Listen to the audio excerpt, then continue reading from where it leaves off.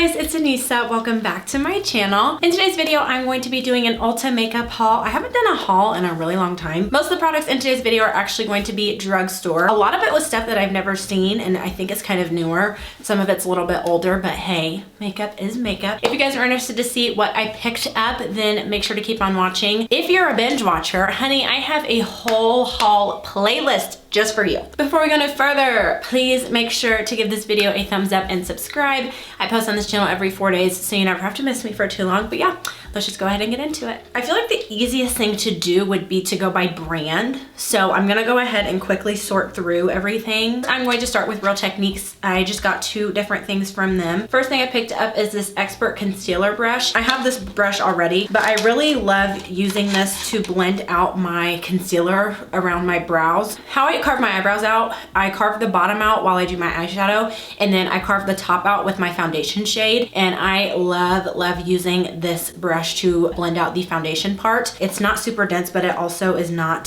super sparse. I love Real Techniques brushes. They always last me a really long time. And then I just picked up one of the Miracle Complexion sponges. I actually forgot how much I liked these because for a while all I used was e.l.f. I love the shape of these because although I do love the like original Beauty Blender shape, I always use this flat side on my face and then the other part for the concealer. I always get foundation all over my hands from holding the round part, but this, we don't have that issue. This next brand, I thought that I had never heard of it, but I just realized that all they did was rebrand. This is actually the brand Black Opal. I got a couple complexion products from them. This is their Mineral Matte Cream Powder Foundation, and I got the color 420 Nutmeg. They actually have a really good color selection. I'm just really intrigued by the whole like cream foundation. This reminds me of the MAC Cream in a Pan foundation. Hopefully I got a shade that is good. It was really hard to match myself in the store, and I felt like there was a couple colors that could have worked for me. That's a good problem to have. To go along with that, I got this oil absorbing pressed powder, and this is in the color Caramel Crush. I got this soft velvet finishing powder, and this is in the color 200 Neutral Light. The packaging of this one reminds me a lot of the Derma Blend, which I've bought and I still haven't tried, but we're gonna get there. I plan on using all of these in a full face of first impressions together. I want to use the cream foundation all over the face and then the pressed powder all over the face. And then I got the loose powder a little bit lighter because I love loose powder for underneath the eyes. I think it works a little bit better than pressed. And the under eye area is an area that you really do not want to look cakey. I think that this is the brand Black Opal. If it's not, I'll correct myself. I thought that Black Opal went out of business. I hadn't seen any of their products. I have been using the NYX Hue Shifters for a while. They're kind of growing on me, so I decided to get another one. This is just the color Dark. I've really been liking these. I was a little hesitant to use these at first because I didn't know if they would actually work, but if you think about it, they're so innovative because a lot of people will buy 2 foundations that are different colors, like one for winter and one for summer. When you're buying drugstore, not such a big deal because you're not like super splurging, but when you have like a high-end foundation that you really love, spending $40 on one foundation is a lot. So to spend $80 is crazy. If you can get like one shade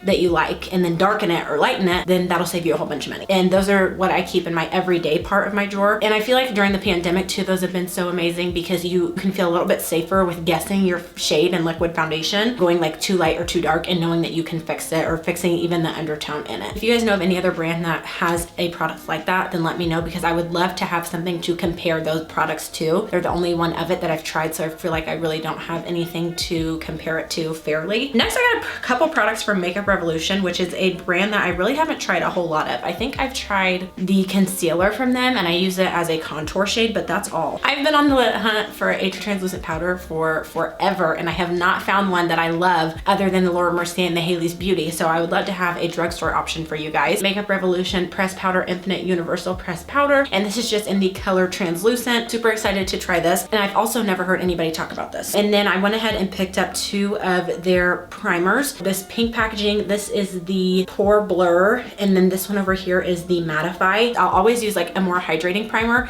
and then I'll either use a mattifying primer or a pore filling primer. I was always so scared to use hydrating products because my skin is so oily that I thought, oh my gosh, no, I don't want to add anything hydrating.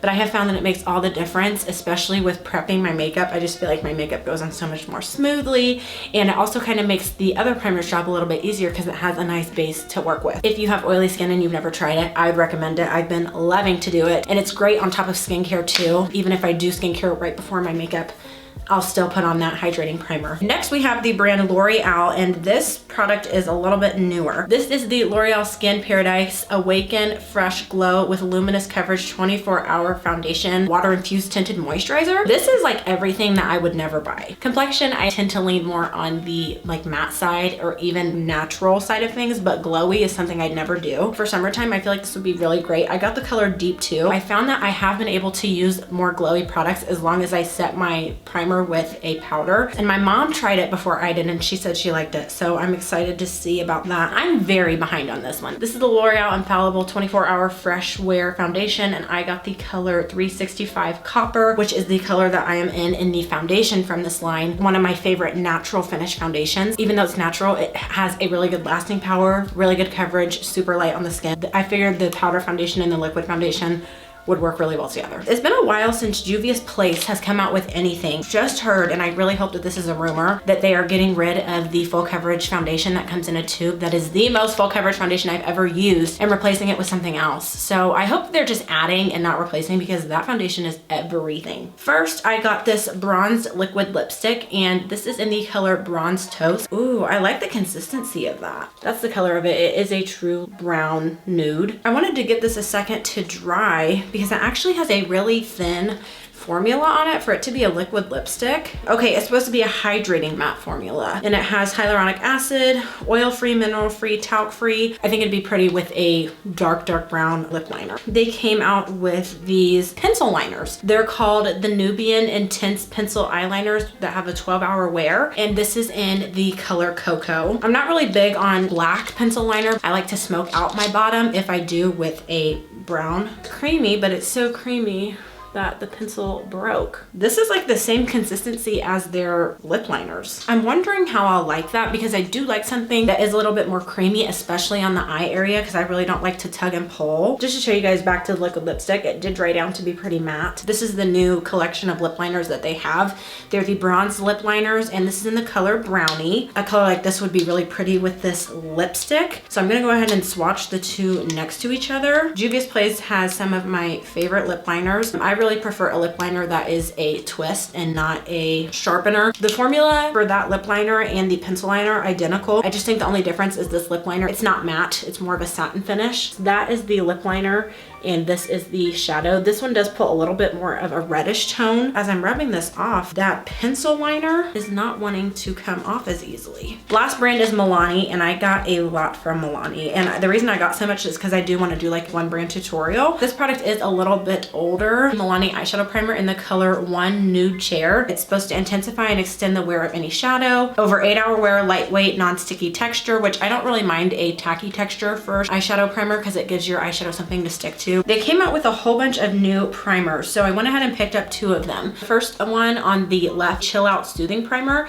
and then this one over here is the No Pore Zone. This Chill Out one is supposed to be a soothing primer that is silicone free, and it's supposed to blur imperfections and extends makeup wear. I'm wondering if it's gonna be tacky or if it's just gonna be something that is more soothing. This one intrigued me because it's supposed to be pore filling and mattifying. I'm excited to try these, and again, when I use these, I'll be able to use both hydrating primer and then like my pore filling / mattifying primer. I don't know what took me so long to try this foundation. Milani Screen Queen Foundation, and this is in the color 500 Natural Toffee. It's supposed to be a luminous natural skin finish, buildable light to medium coverage, and it's supposed to be long wearing. I'm getting out of my comfort zone. I'm trying to try more natural finish foundations because again, when I use these, I'll just make sure that I use like a mattifying primer, a mattifying powder, a mattifying setting spray, because I don't want to miss out on a good product just because it's out of my comfort zone. And I actually had a hard time picking the shade for this too. So the shade range on this is pretty decent as well. And I just tried the other foundation that they have in my last full face of first impressions. I was actually a pretty big fan of it. Then I got 2 different cheek products. First one is definitely out of my comfort zone, just color wise. I've heard really good things about these. Cheek Kiss Cream Blush, and this one is in the color 110 Nude Kiss. It's just something a little bit lighter than what I would usually go for, but it's a pretty color. It's like a balm texture. I don't know if I'm just dark or if it's sheer. This is what the swatch looks like on my finger when I blend it into the skin, if you guys can even see that. When I use cream blushes, I will always go over top of them with a powder blush. This is the Cheek Kiss Liquid Blush, and this is in the color 110 Nude Flush, just the liquid version of that color. So I'm wondering if that one is supposed to be more of a like lighter coverage, and this one is gonna be a little bit more pigmented. That didn't even show up. I'll show you guys, that's what the color looks like.